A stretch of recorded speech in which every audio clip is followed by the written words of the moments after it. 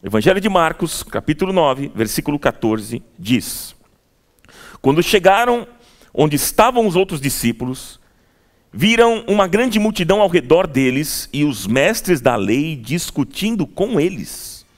Logo que todo o povo viu Jesus, ficou muito surpreso e correu para saudá-lo. Perguntou Jesus: o que vocês estão discutindo? E um homem no meio da multidão respondeu: mestre, eu te trouxe o meu filho, que está com um espírito que o impede de falar. Onde quer que o apanhe, joga-o no chão. Ele espuma pela boca, range os dentes e fica rígido. Pedi aos teus discípulos que expulsassem o espírito, mas eles não conseguiram. Respondeu Jesus: ó geração incrédula, até quando estarei com vocês? Até quando terei que suportá-los? Tragam-me o menino. Então eles trouxeram. Quando o espírito viu Jesus, imediatamente causou uma convulsão no menino. Este caiu no chão e começou a rolar, espumando pela boca. Jesus perguntou ao pai do menino: há quanto tempo ele está assim? Desde a infância, respondeu ele. Muitas vezes esse espírito o tem lançado no fogo e na água para matá-lo. Mas se podes fazer alguma coisa, tem compaixão de nós e ajuda-nos. Se podes, disse Jesus, tudo é possível àquele que crê. Você pode repetir isso? Imediatamente o pai do menino exclamou: creio, ajuda-me a vencer a minha incredulidade. Quando Jesus viu que uma multidão estava se ajuntando, repreendeu o espírito imundo, dizendo: espírito mudo e surdo, eu ordeno que o deixe e nunca mais entre nele. E o espírito gritou, agitou violentamente e saiu. O menino ficou como morto, ao ponto de muitos dizerem: ele morreu. Mas Jesus tomou pela mão e o levantou, e ele ficou em pé. E depois de Jesus ter entrado em casa, seus discípulos lhe perguntaram em particular: por que não conseguimos expulsá-lo? E ele respondeu: essa espécie só sai pela oração e pelo jejum. Amém? Que o Espírito de Deus nos dê graça e nos abençoe nesta noite. Nós estamos vendo então nessa passagem a cura de um jovem lunático. Veja o que aconteceu. Ao descer do Monte da Transfiguração, meus irmãos, Jesus encontrou muita gente ao redor dos discípulos. E ali estava um pai desesperado, pois um espírito imundo tinha tomado conta do seu filho. Esse espírito, gente, agia de duas formas para que aquele menino não fosse curado. Agia de duas formas: deixando mudo e deixando surdo. Como é que é mesmo? Deixando mudo e surdo. Deixando o mudo porque Satanás sabe que a oração tem poder, mas o jovem não tinha como clamar a Deus por cura. E deixando-o surdo, porque sem ouvir, o jovem não tinha como ser alcançado pela palavra que cura, que liberta e transforma. E o pai, diz o texto aqui, o pai do menino, ele procurou ajuda várias vezes, sem um resultado satisfatório, mas quando ele encontrou Jesus, o seu filho foi imediatamente liberto e curado. Louvado seja o nome do Senhor. Você pode dar um glória a Deus? Como disse aqui já o pastor Fábio, reforçando aquilo que eu já falei outras vezes, e eu repito, aqui você tem essa liberdade de dar glória a Deus, sim, de expressar a sua gratidão, o seu louvor a Deus, de se manifestar na palavra quando houver a ministração. O que a gente não pode fazer aqui nessa comunidade é falar mal das pessoas. Fofoca não. Combinado, gente? Tudo certo aí? Mas no mais, você quer participar? Você dê graças a Deus, dá um aleluia, dá um glória a Deus. Fique à vontade. Mas quando Jesus chega, aquele filho finalmente é liberto e curado. O milagre aconteceu. E os milagres acontecem quando Jesus chega, quando ele entra, quando ele surge. A página vira, a história muda. Jesus, quando entra na história, o quadro reverte. Foi o que aconteceu nessa história. Irmãos, situações ruins nos deixam fracos, no chão, abatidos. Muitas vezes nos impedem de falar, de expor os nossos sentimentos. Situações ruins nos tiram a paz, a alegria, o vigor, e em alguns casos até a própria vida. Porém, meus irmãos, as armas para vencer todo e qualquer mal são a humildade, a fé e a oração. Humildade, fé e oração. Repita comigo.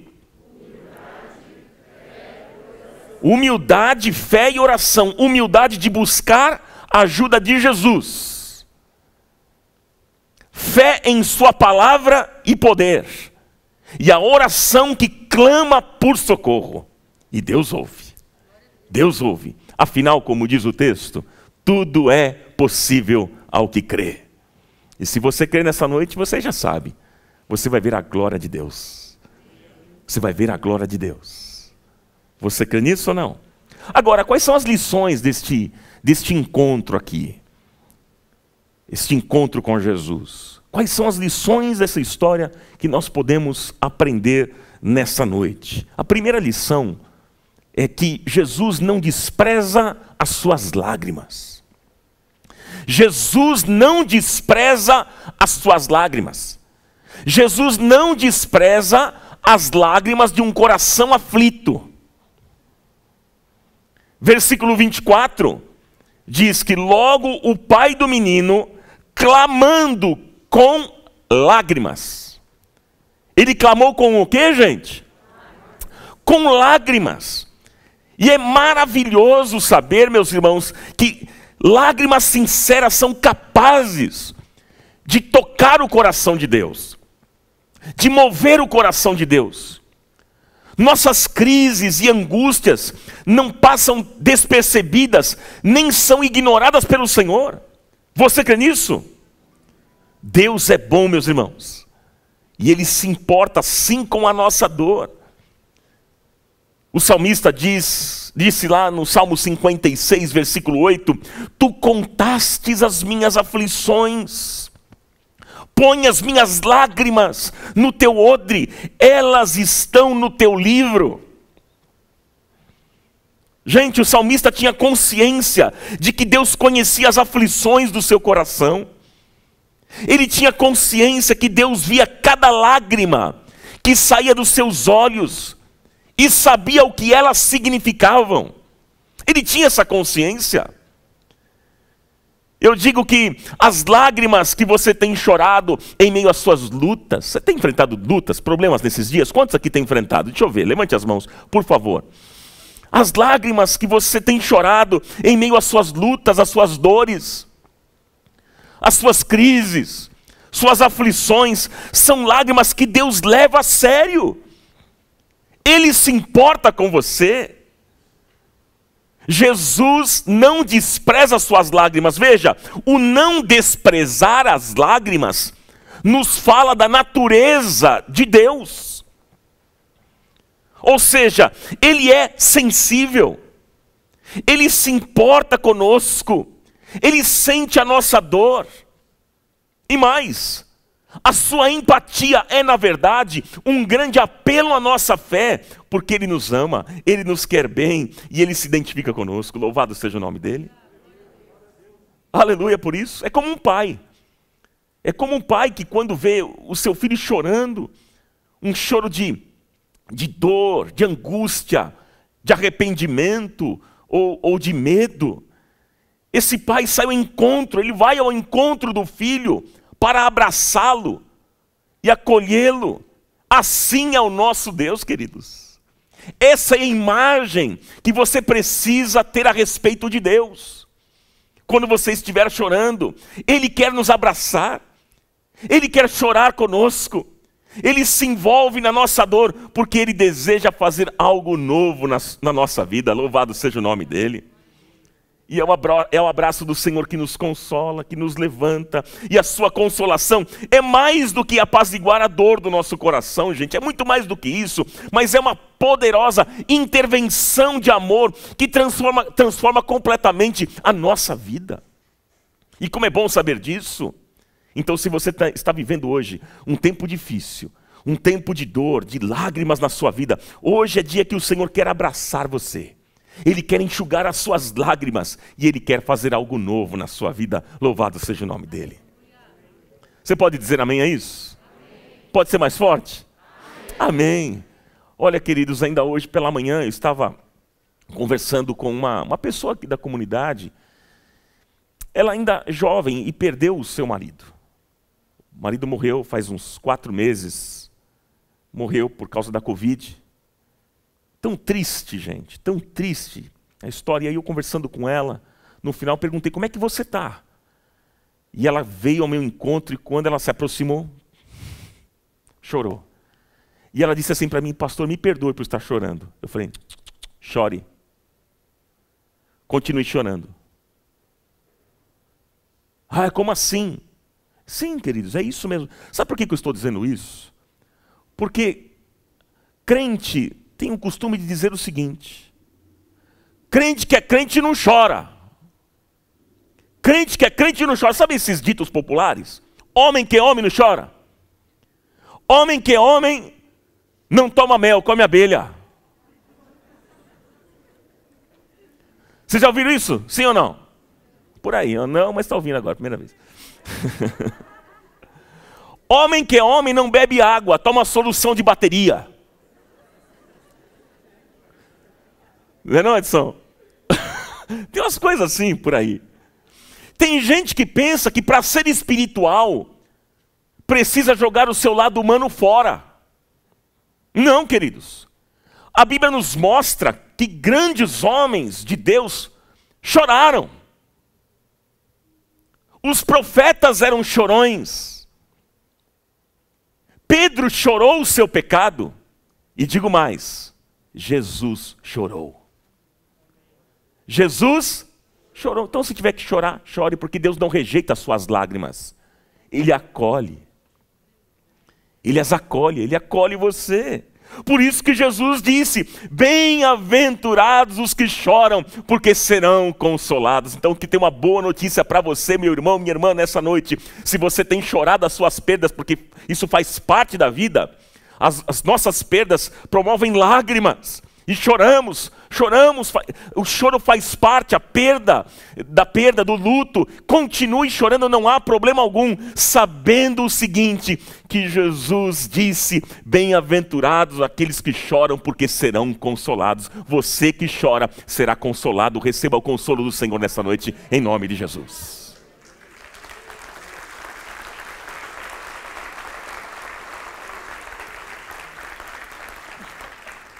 Amém, queridos? Essa é a primeira lição. Aquele homem, ele clama com lágrimas. Veja a segunda lição. A vitória da fé é um processo. Você pode repetir isso? A vitória da fé é um processo. Veja, aquele homem estava chorando. Ele estava mostrando as suas contradições. Eu creio, mas me ajuda na incredulidade. Eu creio, mas não creio.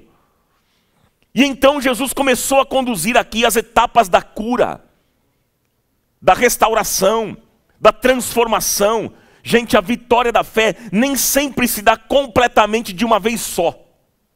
Não, queridos, na verdade, digo até que na maioria das vezes, Deus nos leva através de um processo de crescimento.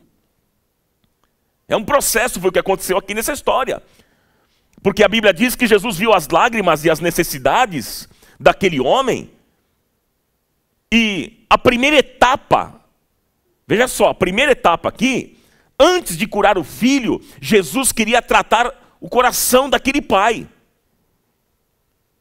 E eu fico pensando que às vezes o problema que nós estamos enfrentando está fora de nós, mas nós carregamos consequências dele dentro do nosso coração, meus irmãos. E onde você estiver, isso estará dentro de você. Por isso que o texto mostra que Jesus começou tratando o coração daquele pai. Primeiro ele se dirigiu ao pai. E aí veio a segunda etapa. Qual foi a segunda etapa? Foi libertar o filho dos poderes das trevas.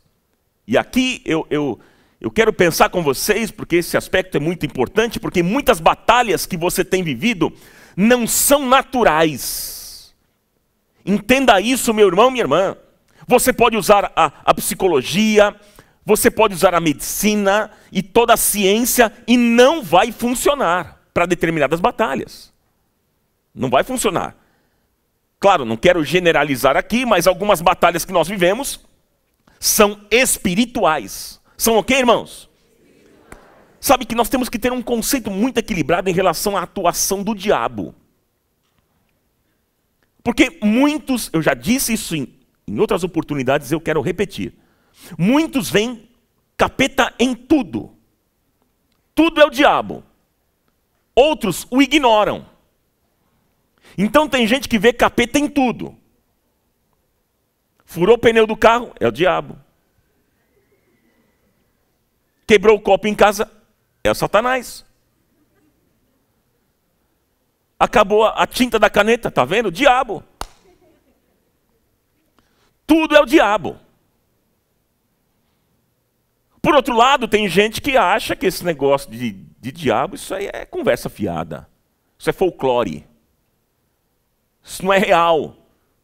Mas a Bíblia diz, 2 Coríntios capítulo 2, versículo 11, que nós não podemos ignorar os ardis de Satanás. Não podemos, porque o diabo não tem dó de ninguém e o nosso nome está na lista negra de Satanás, ou seja, ele não brinca de ser capeta, mas ele é capeta. É verdade ou não, irmãos?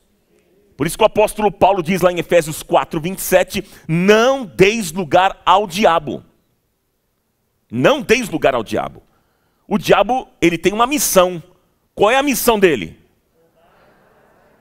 Matar, roubar e destruir.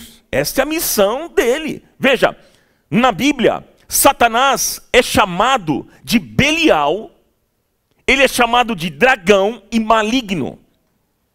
O que significa essas três palavras? Veja, ele é Belial, que significa que ele é indigno e perverso. Ele é dragão, ou seja, ele tem agilidade, força e sagacidade. Asas de águia, patas de leão e caudas de serpente. Assim é o diabo. Asas de águia, fala de agilidade. Patas de leão, fala de força. E caudas de serpente, fala de sagacidade para fazer o mal. Para você conhecer um pouquinho o nosso inimigo. Mas ele também é maligno. Ou seja, a sua essência de caráter é má. Por isso que a Bíblia diz que a nossa luta não é contra carne e sangue, a nossa luta é contra principados e potestades, contra os príncipes das trevas deste século, contra as hostes espirituais da maldade nos lugares celestiais. É por isso que a gente precisa parar com esse negócio de ficar brigando uns com os outros, sabe? Vamos parar com esse negócio de guerras uns com os outros e vamos nos unir, meus irmãos. Vamos nos unir para combatermos o nosso verdadeiro inimigo, que não é o nosso irmão da direita e da esquerda, mas é Satanás e os seus demônios. A nossa luta não é contra a carne. Agora, gente, a Bíblia diz que Satanás constrói na mente das pessoas fortalezas, que são maneiras erradas de pensar, maneiras erradas de agir, atitudes ruins que nascem dentro da nossa mente, dentro do nosso coração, e que não somos capazes de enxergar alternativas, porque estão trancadas pelas fortalezas de Satanás. Nós temos que ter esse entendimento. Existem espíritos malignos que operam sim na vida das pessoas, amarrando-as. escravizando-as. É verdade, é necessário que haja uma interrupção poderosa, que vai além da nossa capacidade, vai além da capacidade humana, que vai além da medicina, que vai além da psicologia, que vai além da ciência, que é uma intervenção de Deus na vida das pessoas. E aí então, Jesus, ele colocou a sua mão poderosa para que as forças demoníacas que estavam em ação fossem destruídas na vida daquela família. Glória a Deus. Há situações, meus irmãos, que são estranhas demais e a gente não consegue compreender a natureza destas coisas. Mas nós precisamos crer que Deus pode mudar toda e qualquer situação da nossa vida. Você crê nessa declaração? Que Deus pode mudar toda e qualquer situação da sua vida? Agindo o Senhor, quem o impedirá? Quando Jesus chega, Ele destrói todo o poder das trevas.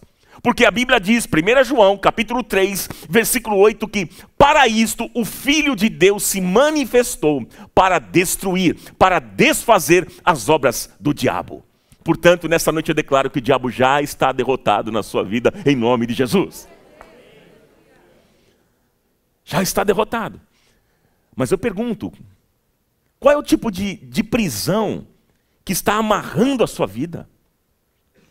Qual é o tipo de prisão que está amarrando as suas emoções? Qual é o tipo de prisão que está amarrando o seu coração? Algumas delas são naturais e comuns a todos, mas existem pressões, existem prisões que vão além do natural, que só Jesus pode destruir. Só Ele. E meus irmãos, o milagre que vem da graça de Deus entra na estrutura da nossa alma e faz uma enorme diferença na nossa vida. E é por isso que este homem aqui precisava de um milagre. Por isso. O que estava acontecendo com o filho dele era algo inexplicável. Alguns poderiam dizer que ele estava com epilepsia, mas Jesus disse que era um espírito. Por isso que ele disse, lá no versículo 25, espírito imundo, sai dele. Jesus sabia, e é por isso que o Senhor precisa interferir, meus irmãos, na nossa vida, porque há coisas que nós não conseguimos entender, há coisas que nós não conseguimos discernir e que só Jesus pode fazer a diferença. Você crê nisso ou não? Amém? A terceira lição que eu quero deixar para o seu coração desse texto: continue crendo em Jesus. Qual é a terceira lição? Continue crendo em Jesus. Olha, quando o coração daquele pai agora foi tratado, os demônios foram expulsos, esperava-se que tudo ficasse bem, não é? Mas aí veio o pior. A coisa ficou ruim, veio o pior momento. Veja lá, você está com a Bíblia aberta, versículo 26. Diz assim, o espírito gritou, agitou violentamente e saiu. O menino ficou como morto, a ponto de muitos dizerem, ele morreu. Olha só, parecia que o menino aqui estava morto. Eu fico imaginando a reação daquele pai, eu fico imaginando como é que aquele pai ficou diante daquela situação. Você consegue imaginar? Acho que ele disse, olha, a situação piorou. Eu pedi para resolver uma situação aqui, um problema, e a desgraça aconteceu. O menino morreu. Mas, queridos, Jesus aqui estava ensinando que mesmo quando ele tem que intervir, mesmo quando ele tem que colocar a sua mão poderosa para quebrar as correntes do diabo, nós precisamos caminhar com ele no meio de um processo de restauração da vida. Isso é muito importante a gente entender. A Bíblia diz no versículo 27, olha lá o que diz o texto. Jesus tomou pela mão e o levantou e ele ficou em pé, diz o texto. Veja, que interessante, que Jesus aqui acompanhou todo o processo de restauração daquele jovem. Queridos amigos, nós precisamos de Jesus para a nossa libertação, sim ou não? Claro, mas nós precisamos do seu toque, nós precisamos do seu carinho, nós precisamos do seu olhar, nós precisamos da sua condução, precisamos sim, para nos levantarmos novamente de cada nova batalha em nossa vida. Ah, como nós precisamos, meus irmãos. E por isso, a mão de Jesus continuou estendida para aquele menino. Queridos, eu pergunto a vocês, nessa noite, qual é o momento que você está vivendo? Qual é o momento que você está vivendo? Qual é a sua dor? Quais são as suas lutas? O que é que está afligindo o seu coração? Saiba que Jesus quer hoje ouvir a sua história. E eu pergunto, você precisa hoje de uma intervenção milagrosa da parte do Senhor? Quantos aqui precisam de uma intervenção milagrosa da parte de Deus? Olha aí. Nós vamos orar daqui a pouco, porque eu creio que o Senhor se faz presente aqui, e onde Ele está, os milagres acontecem. Nós vamos orar por vocês, e eu tenho plena convicção de que milagres vão acontecer neste lugar, para a honra e glória do nome do Senhor. Amém? Você precisa de libertação em alguma área da sua vida? Você precisa de alguma resposta? Neste momento, meu irmão, minha irmã, continue crendo firmemente em Jesus, para aprender com Ele a andar o próximo passo. Aí de repente você pergunta para mim, mas Ronaldo, até quando teremos que crer no Senhor? Eu respondo sempre. Sempre. Por toda a eternidade. E há uma promessa do Senhor para nós, e que nós não podemos jamais esquecer. Qual é a promessa? Mateus 28, 20. Eis que estou convosco todos os dias, até a consumação dos séculos. Nunca se esqueça dessa promessa. Você enfrentando o que for, passando por dificuldades, crises e problemas, nunca se esqueça desta promessa de Mateus 28, 20. Jesus disse, eis que estou convosco todos os dias, até o fim dos tempos. Aleluia! Então nós temos que andar junto com o Senhor. Quando? Sempre. Todos os dias. Aprendendo com Ele. Aprendendo a sermos melhores maridos, esposas, pais, filhos, patrões, amigos, funcionários, enfim, aprendendo a ser aquilo que o Senhor quer que sejamos. Ah, que desafio, queridos. E se você acha que já aprendeu tudo, então você não descobriu nada. Descobriu nada da vida. Inclusive o orgulho já tomou conta de você. O orgulho já tomou conta do seu coração e você está caindo e nem percebeu ainda. Porque a Bíblia diz que a soberba do homem o abaterá, mas o humilde de espírito obterá honra.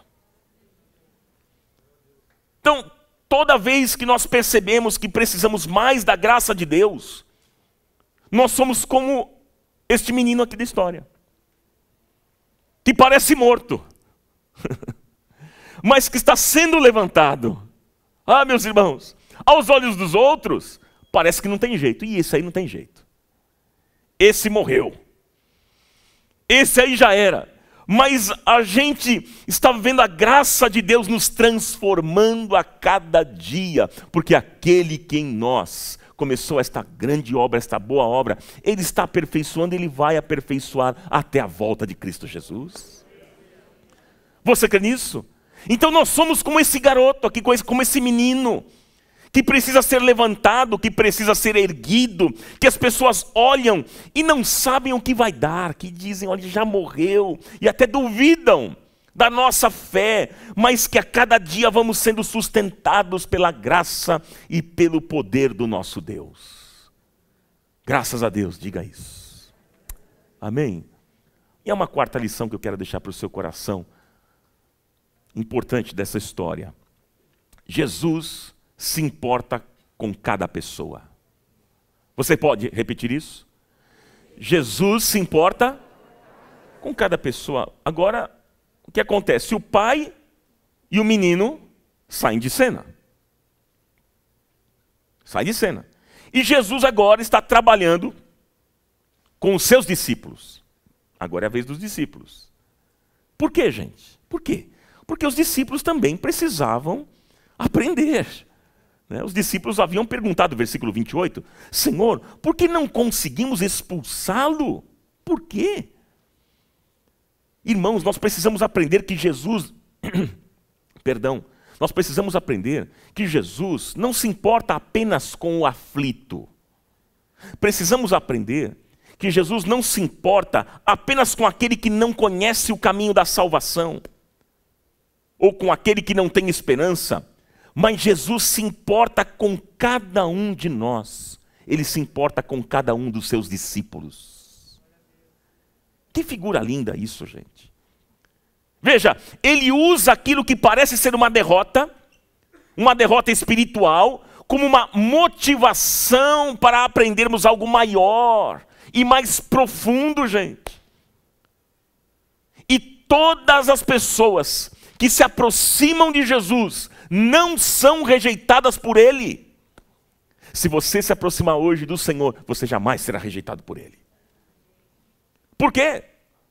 Irmãos, porque para Jesus todos têm a mesma dignidade. E a gente vê isso nas Escrituras, quando, por exemplo, a gente observa Jesus se importou com esse menino lunático, da mesma maneira como ele se importou com Zaqueu, que era um homem rico. Jesus se importou com uma mulher pobre que sofria um fluxo de sangue durante 12 anos, da mesma maneira como ele se importou com a filha de Jairo, que estava morta e era filha desse homem rico. Então, Jesus amava todos igualmente, queridos, e não fazia distinção de pessoas. Ah, meus irmãos, portanto, para o Senhor, você é sempre bem-vindo e sempre será tratado igual a todos os demais. Você crê nisso ou não? Seja o rico, seja o pobre. Seja o grande, o pequeno. Seja a criança, seja o idoso. Homem, mulher. Gordinho, magrinho. Cheiroso, fedido. Seja o que come pouco, o que come muito, o que come picanha e o que gosta do colchão duro. Todos, o corintiano e o palmeirense, o santista, São Paulino, todos, Deus ama a todos nós. Você crê nisso? Todos nós temos um valor incalculável para Deus. Atos, capítulo 10, versículo 34. Faz a seguinte declaração: reconheço por verdade que Deus não faz acepção de pessoas. Deus não faz acepção de pessoas. Para Deus não existe esse papo de pessoas especiais. O ungidão de Deus. O grande e poderoso apóstolo das nações. Não, queridos, para Deus não há pessoas assim especiais, mas Ele vê cada um como um ser único e como alvo da sua graça, porque Ele deseja salvar todos nós. Glória a Deus. Como é bom saber disso, né?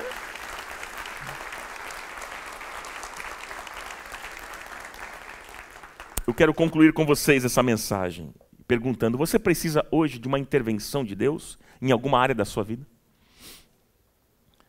Você precisa de uma intervenção? De um milagre? Mas eu quero fazer uma outra declaração importante. Se você veio aqui, neste encontro, apenas para buscar um milagre, é uma pena. É uma pena, sabe por quê, gente? Porque você só vai sair daqui, você vai sair de uma situação difícil e vai entrar em outra. Só isso vai acontecer, porque você sabe como é que é a dinâmica da vida, né? Os problemas, como é que funciona? A gente resolve um, amanhã surge outro. E assim. Aí você pede milagre, Deus, ok, dá um milagre, daqui a pouco surge outro problema, e você vai surgir uma outra necessidade, mas você poderá estar sozinho, de novo. Mas se você hoje tiver um encontro verdadeiro e real com Cristo, se Jesus for o teu companheiro para todas as etapas, todos os momentos da sua vida, então não faltará nenhuma intervenção de Deus para você. Amém, queridos? Você quer ter um encontro com Jesus, um encontro especial com o Senhor nessa noite? Contar para Ele hoje a sua história? Pedir ajuda a Ele? Você deseja isso? Você está disposto a ser sincero com Ele e mudar naquilo que for preciso e necessário? Lembre-se de uma coisa, como eu sempre tenho dito nesta série que nós ministramos, do Transformando Impossível, o Deus da graça transforma pela fé o impossível em possível. Onde há necessidade, Ele chega com cura, com restauração, com salvação. Não há nada impossível para o nosso Deus. Meus irmãos, nada que Deus não possa fazer, porque nós cremos que agindo o Senhor, ninguém poderá impedir. E assim vai ser na sua vida nessa noite. Louvado e exaltado seja o nome do Senhor. A Ele honra, glória e louvor.